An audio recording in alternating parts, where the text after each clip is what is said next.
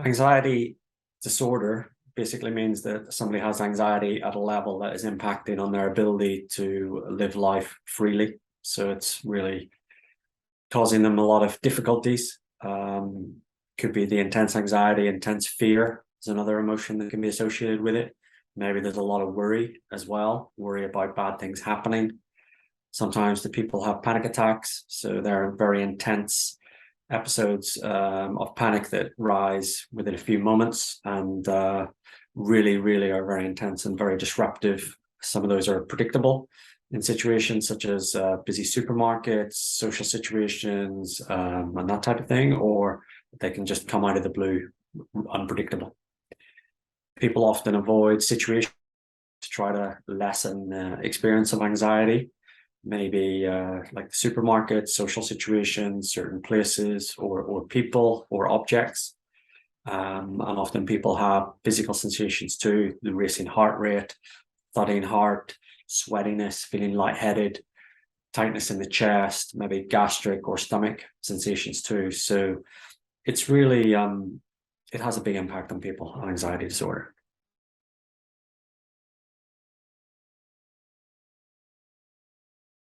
Several things can cause an anxiety disorder.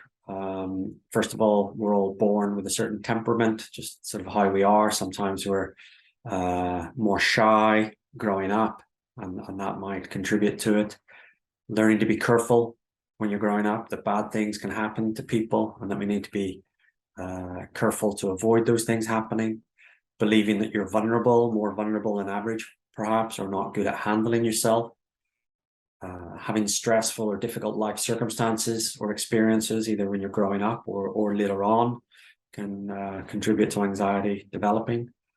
And also there's some theories about having an overly reactive body.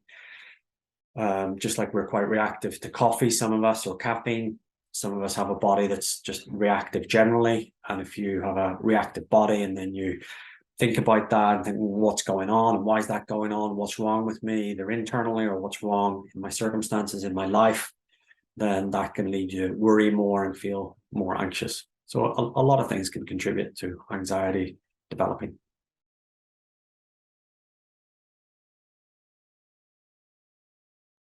Daily life can really be affected greatly by an anxiety disorder.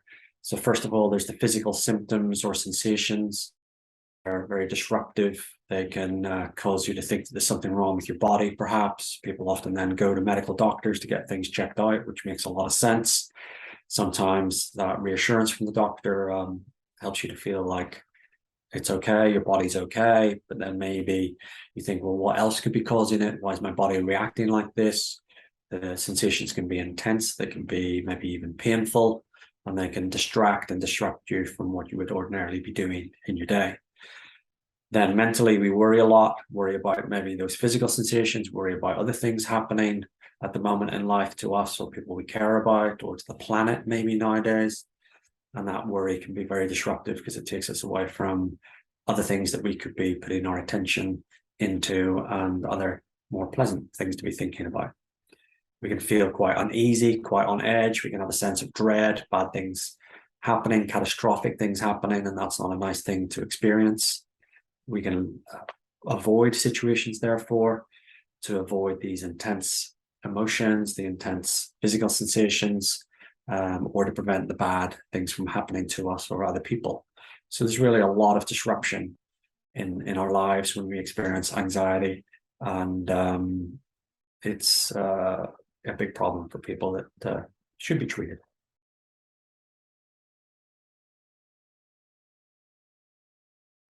The main treatment option for people that should be available to people is psychological treatment, so talking therapy, primarily CBT or cognitive behavioral therapy. Part of that will be educating people about what is going on with anxiety for people generally, how anxiety develops for people, looking at the role of adrenaline and our evolved fight or flight response in the body to help us cope with dangers and real threats. Then it'll be looking at the individual experience for the person and how that fits with what we know about anxiety for other people, looking at how we calm the body, calm the mind, the role of thoughts, beliefs, and expectations in our anxiety experience, looking for the triggers or the things that lead us to become anxious during the day or generally, and then leading to some behavioral experiments where we face situations and test out the new skills that we're developing, our new knowledge, and applying that to be freer from the anxiety.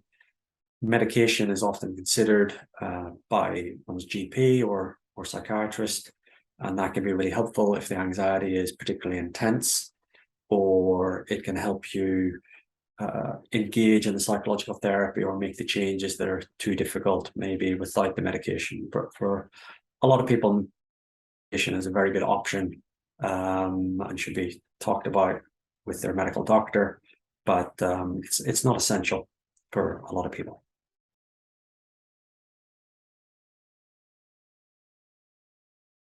The main objectives of treatment for anxiety is to bring the relief that the patient wants, to be free of anxiety, to be able to lead a fuller life, to not have to avoid things anymore, to understand what's going on in the body and the mind, and to have a sense of control and to be free of it.